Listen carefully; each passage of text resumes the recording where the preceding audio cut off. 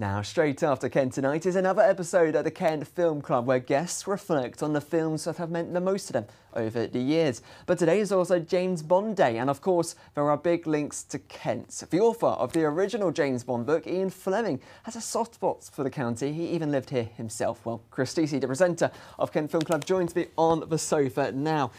Certainly, a lot of links to James Bond in Kent, aren't there? Absolutely. So Ian Fleming lived two different houses he had. One was near Beaksbourne, just outside Canterbury, and he also lived near Dover. It's St Margaret's Bay, and on the seafront in Dover, they've got a statue to him.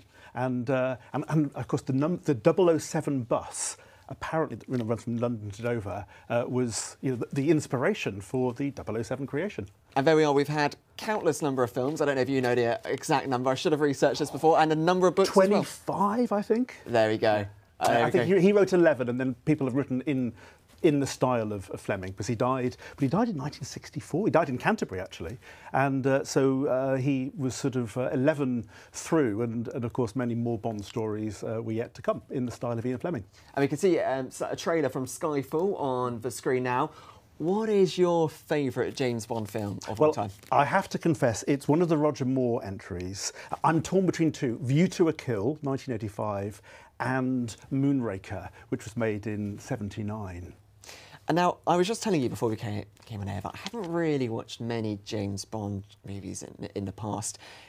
Shall I start from the start, or is there a good movie for somebody who's getting into James Bond for them to start on? Well, during lockdown, I went through all the Roger Moore films, not for the first time, it must be said. Of course, a slightly maybe older generation would say Sean Connery is the definitive Bond, or George Lazenby only did the one. But I grew up, particularly on Bank Holiday Mondays, it always seemed, on Bank Holiday weekends growing up, they always seemed to be showing the man with the golden gun, Scaramanga, and that great score by Lulu. But in more recent years, of course, we had Pierce Brosnan at the O2, at the Millennium Dome as it was, and of course Daniel Craig, and who knows what the future will have in store. And you are a big James Bond fan yourself. I think we can bring some pictures up of you on the screen. Now, there we go. That's you with a statue down in Deal, is it? That was in Dover. That was at the seafront. Yeah. Brilliant. And you are potentially a bit of a doppelganger. It will come up in just a second. There we go.